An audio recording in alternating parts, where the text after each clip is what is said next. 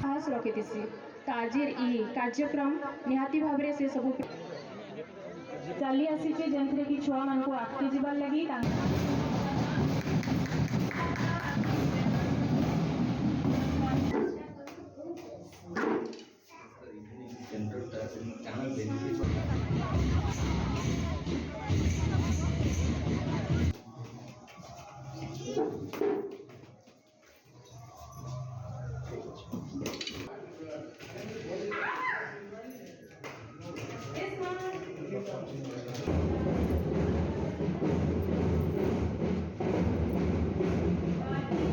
दिव्यांग दिवस आज ये दिवस रे आम कौशलेश्वर हाईस्कल कैंपस रे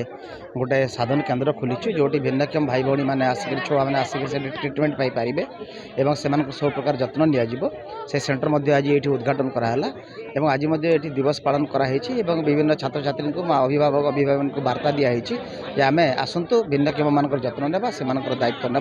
और से भविष्य को भी आम उज्जवल कर साहाय्य करवा।